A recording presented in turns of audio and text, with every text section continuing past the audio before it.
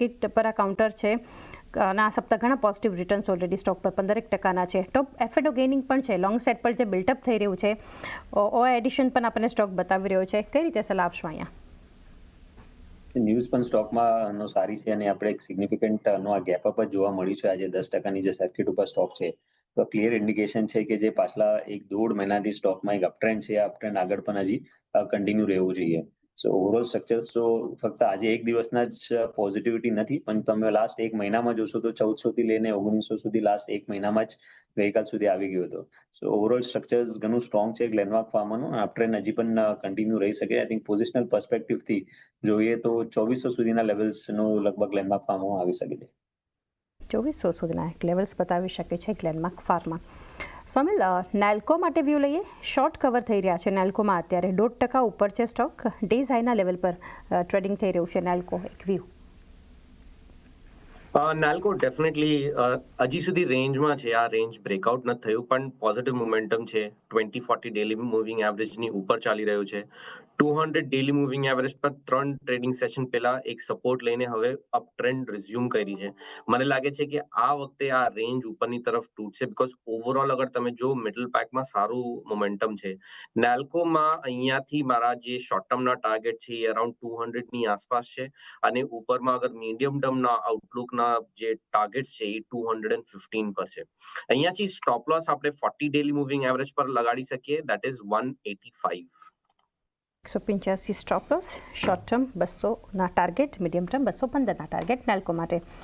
ત્યારબાદ આ જ સ્પેસમાંથી રુચિત હિન્દુસ્તાન ઝિંક ધ્યાનમાં આવી રહ્યું છે, જ્યાં અત્યારે લોંગ સાઇડ પર બિલ્ટઅપ છે. 430 ડેઝ હાઈના લેવલ પર ઝિંકમાં કારોબાર. એક વ્યૂ.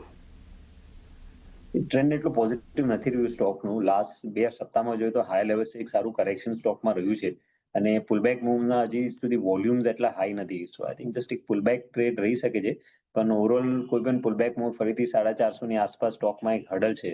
તો જ્યાં સુધી 450ના રેઝિસ્ટન્સ સરપાસ નથી કરતો કે સારા વોલ્યુમ સાથે બાઇંગ એક્ટિવિટી નથી જોવા મળતી, ત્યાં સુધી આઈ થિંક નું પાર્ટિસિપેશન સ્ટોકમાં નહીં કરવું જોઈએ. તો અવોઇડ કરવાની સલાહ રહેશે ફ્રેશ બાઇંગ માટે હિન્દુસ્તાન ઝિંકને. અવોઇડ કરી શકો છો ફ્રેશ એન્ટ્રી માટે હિન્દુસ્તાન ઝિંક.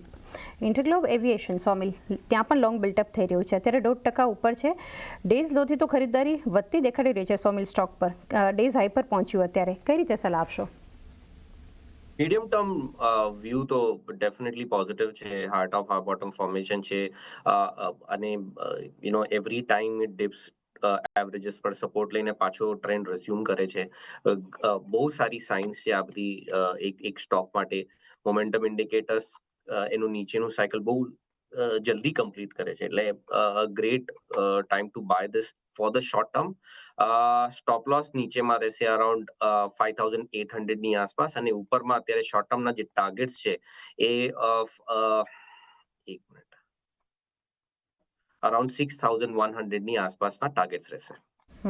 6100 આસપાસના એક ટાર્ગેટ ઇન્ટરગ્લોબ એવિએશન માટે તમે ખાસ ધ્યાનમાં રાખી શકો છો.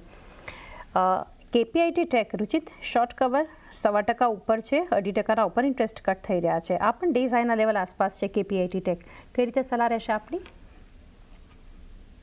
તો નહીં, આઈટી સ્પેસમાં ઇવન આ સ્ટોકમાં જોઈએ તો એટલું આઉટ પરફોર્મન્સ એટલું સ્ટ્રોંગ નથી રહ્યું પાછલા અમુક દિવસોમાં, અને જે ઇમ્પોર્ટન્ટ સપોર્ટ્સ હાલ ફિલહાલ સ્ટોકે રિસન્ટલી જ બ્રેક કર્યા છે, પણ વોલ્યુમ બેઝ થોડીક સેલિંગ સ્ટોકમાં હતી. સો અવોઇડ કરવાની સલાહ રહેશે કેપીઆઈટી ટેકને ફ્રેશ બાઇંગ માટે, જ્યાં સુધી કોઈ રિવર્સલના સંકેત નથી આવે. જે આપણે બ્રોડર આઈટી સ્પેસની પણ વાત કરી કે બ્રોડર આઈટીમાં એટલું ટ્રેન્ડેડ અપ મૂવ નથી લાગતું સેગમેન્ટમાં, અને વિધિન ધ આઈટી સેગમેન્ટ પણ આ એક સ્ટોક થોડુંક રિલેટિવ અંડર પરફોર્મર હતું પાછલા અમુક દિવસોમાં. તો વેટ એન્ડ વોચ કરવાની સલાહ છે કેપીઆઈટી ટેક. વેટ એન્ડ વોચનો એક અપ્રોચ રાખી શકો છો કેપીઆઈટી ટેક માટે. ઝાયડસ લાઈફમાં એક મજબૂતી છે સોમિલ. અત્યારે આ સેક્ટર તો ઓવરઓલ છે જે ડિફેન્સિવ આજે થઈ રહ્યું છે પ્લે. ઝાયડસ લાઈફમાં લોંગ બિલ્ટઅપ છે. ઓઆઈ ચેન્જ વધારે નથી. 1.25%ની એક પોઝિટિવ પ્રાઇસ ચેન્જ જોઈ રહ્યા છે. 975ના ડેઝ હાઈ પર સ્ટોક છે. કઈ રીતે સલાહ રહેશે?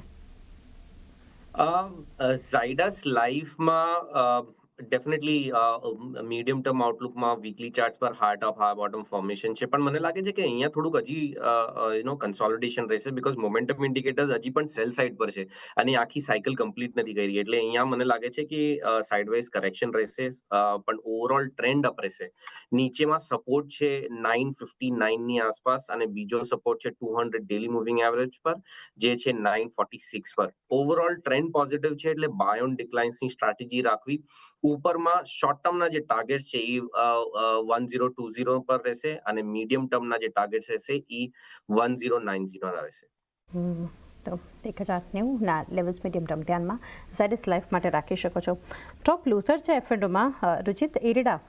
શોર્ટ બિલ્ટઅપ થઈ રહ્યું છે અત્યારે ઇરડામાં 161 આસપાસના લેવલ્સ છે. આજે પરિણામને લીધે એક રિએક્શન છે. આમ તો પ્રોફિટ કંપનીનો ઘટ્યો છે, બાકી રેવન્યુ એનપીએમાં એક જે નંબર્સ જે છે રાધર એનપીએમાં વધારો છે, એટલે નંબર્સ સારા નથી. ઇનફેક્ટ રેવન્યુમાં ખાલી થોડો સુધાર છે. ઇરડા આજે અત્યારે એક પરિણામ બાદ ખરાબ નંબર્સ બાદનું એક નેગેટિવ એક્શન.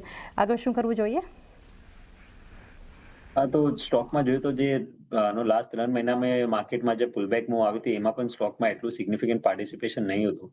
200 ડે માં 180-185 ની આસપાસ નો એક રેઝિસ્ટન્સ બન્યું છે, એ સરપાસ નથી થયું. અને આજે નંબર્સની બાદ આપણે થોડું ગેપ ડાઉન ઓપનિંગ જોયું છે, તો ક્લિયરલી સાઇન્સ છે કે એનો સ્ટોકમાં રિલેટિવ અંડર પરફોર્મન્સ હજી થોડાક ટાઈમ સુધી કન્ટિન્યુ રહી શકે.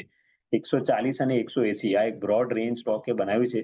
સો અમને લાગે છે કે 140-180 આ ટ્રેડિંગ રેન્જ સ્ટોક માટે કન્ટિન્યુ રહી શકે છે. એક વ્યૂ આપણને એક બનતો જોઈ રહ્યા છે ઇરડાના કાઉન્ટર પર. સોમિલ, બે સ્ટોક્સ કાલે બઝિંગ હતા, આજે પણ એક ફોલોઅપ એક્શન છે. PFC, REC. પીએફસીમાં લોંગ બિલ્ટઅપ થઈ રહ્યું છે અત્યારે, આરઈસીમાં પણ લોંગ સાઇડ પર બિલ્ટઅપ છે. ગઈકાલે મોર્ગન સ્ટેનલીનો જે બુલિશ રિપોર્ટ આવ્યો હતો, જબરદસ્ત પોઝિટિવિટી, ટોપ ગેનર્સમાં હતા બંને સ્ટોક્સ એફએન્ડોમાં. કઈ રીતે સલાહ આપશો? આરઈસી, પહેલા આપણે આરઈસી ની વાત કરી લઈએ. આરઈસીમાં મને લાગે છે કે ઓવરઓલ જે ટ્રેન્ડ છે એ અપ રહેશે, પણ હજી પણ આની અંદર થોડુંક સાઇડવાઇઝ કરેક્શન બની શકે છે. પણ જે ટ્રાયંગલ પેટર્ન આખું બની રહ્યું છે એ મારું એક્સપેક્ટેશન છે કે ઉપરની તરફ તૂટશે. હવે આ જે ટ્રાયંગલ પેટર્ન છે એનો જે સ્ટોપ લોસ છે નીચેમાં એ 385-384 ની આસપાસ છે, અને આગળ આ ટ્રાયંગલ પેટર્ન ઉપરની તરફ તૂટે છે તો આ જે ટાર્ગેટ્સ રહેશે એ ટુવર્ડ્સ 200 ડેલી મૂવિંગ એવરેજ રહેશે, જે છે 440 ની આસપાસ. 200 ડેલી મૂવિંગ એવરેજની ઉપર અગર સસ્ટેન થઈ જાય છે તો બહુ સારી રેલી ઉપરમાં જોવા મળી શકે છે, પણ અત્યારે ફોર નાઉ એક સાઇડવાઇઝ મુવમેન્ટ છે. I wait for the breakout to happen. PFC top stock છે અત્યારે. મને લાગે છે કે આ બ્રેકઆઉટ ઓલરેડી ટ્રાયંગલમાંથી થઈ ચૂક્યો છે, જે આરઈસીમાં પણ સેમ ટ્રાયંગલ પેટર્ન છે, પીએફસીમાં પણ સેમ ટ્રાયંગલ પેટર્ન છે.